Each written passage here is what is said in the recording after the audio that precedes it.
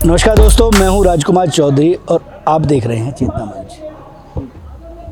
आज हम पहुंचे हैं गुरुग्राम में एक ये हॉल बना हुआ है और आप देख रहे होंगे मेरे साथ विजेंद्र सिंह ठाकरान साहब मौजूद हैं जो स्वतंत्रता सेनानियों के लिए बड़ा काम करते हैं। वही बताएंगे ये क्या है। ये पहले किसानों ने बनाया था, 1925 में बना है ये। इसको बनने में 10 साल लगे हैं और इसको पहले जॉन, एक डिप्टी कमिश्नर होता था यहाँ 1925 में, जिसके बेटे के नाम से जॉन हॉल बोलते हैं, जॉन हॉल, उसका नाम जॉन था। इसको हमने बदलवा के 1910 में, 2010 में, अभी उस टाइम अपने ये होते थे प्रधान, इधर मुख्यमंत्री भूपेंद्र सिंह हुड्डा, उन्होंने इसको स्वतंत्रता सेनानी जिला परिषद हॉल का नाम दिया है।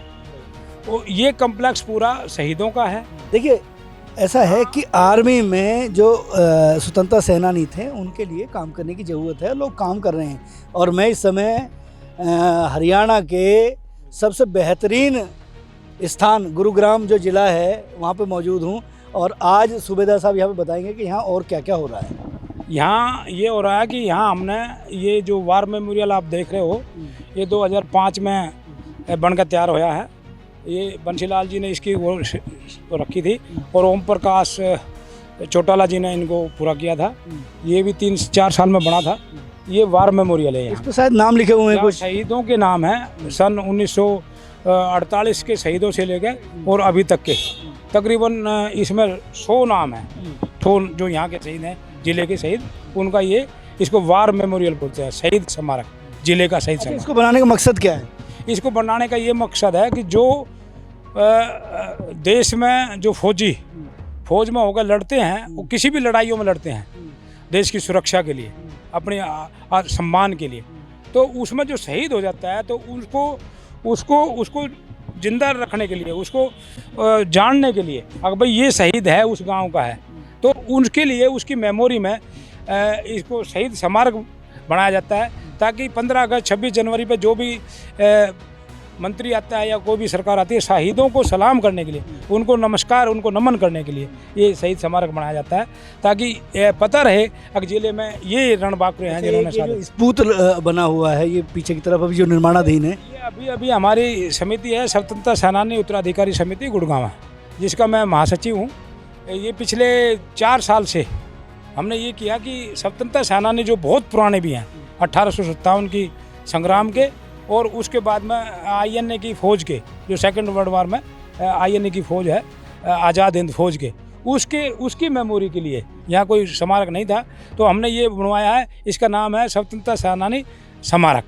इसमें 1857 से लेके और अभी तक के जो सेनानी हैं उनके नाम आएंगे। अच्छा, युवा पीढ़ी को कोई संदेश देंगे? आप इतना काम कर रहे हैं, इतना प्रयास कर रहे हैं कि आज का प्रोग्राम जो हमने किया है, आज़ाद हिंद फौज का स्थापना दिवस जो मनाया है, वो इसी उसमें मनाया है कि हम युवा पीढ़ी को ये मैसेज देना चाहते हैं कि युवा पीढ़ी को ये पता लगे कि ये देश कैसे आज़ाद होया और किन किन लोगों ने कुर्बानियाँ दी।